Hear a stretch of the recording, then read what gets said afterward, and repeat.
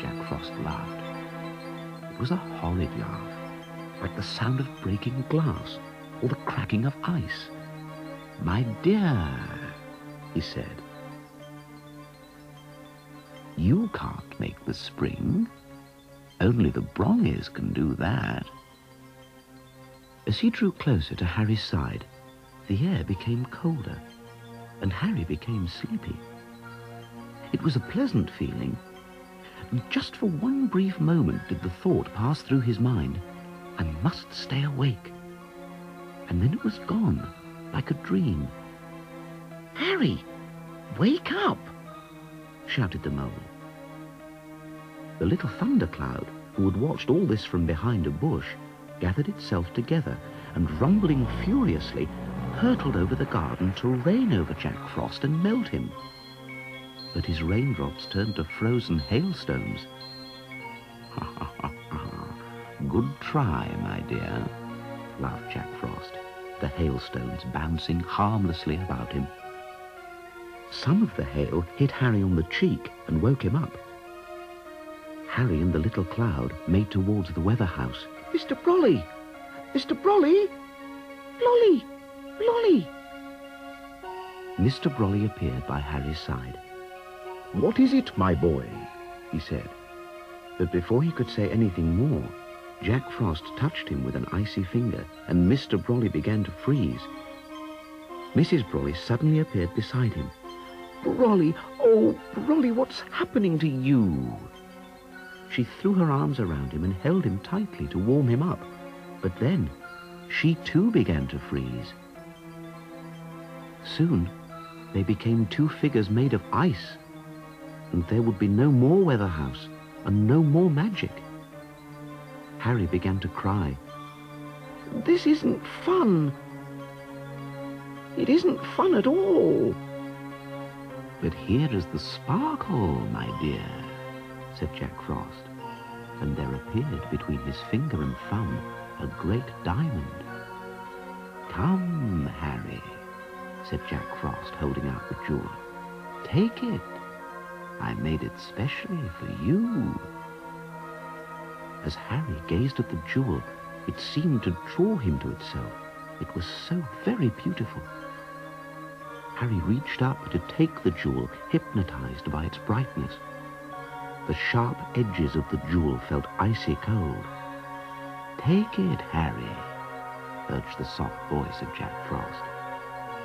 Harry felt his head swimming and the sleepy feeling coming over him again. But as Harry's hands closed over the jewel, Bird, seeing the danger, flew down from the tree and dashed the stone from Harry's hand.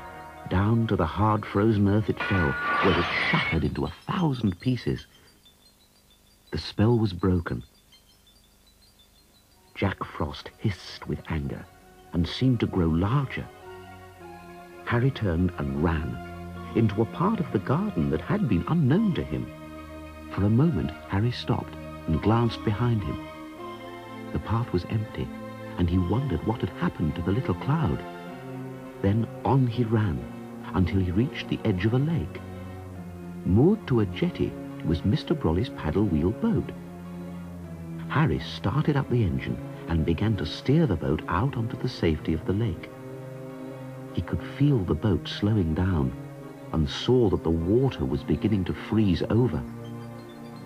Jack Frost's laughter echoed across the lake as the boat froze solid in the ice. Harry watched Jack Frost begin to glide towards him over the frozen lake. There was nothing to be done.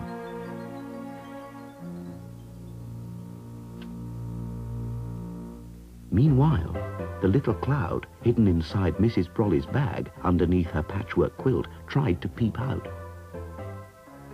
The patchwork quilt rose up like a ghost and floated out into the garden, where it bumped into Mr. and Mrs. Brolly, whereupon the ice cracked and fell away from the surprised couple. Harry, gazing out over the frozen lake, saw Mrs. Brolly's quilt coming up behind an unsuspecting Jack Frost. Nearer and nearer it came. Then it fell from the sky, covering Jack Frost completely. As the quilt lay flat on the deck, water began to run out from underneath. The lake water unfroze, and Harry took the boat back to the jetty, where he found a dripping wet Mr. and Mrs. Brolly. "My boys," said Mr. Brolly, "what can I say? How brave of you both! How very, very bold!" He sneezed loudly. "Well, shoo! A hot drink for you, Brolly," she said, "when we get back to the weather house."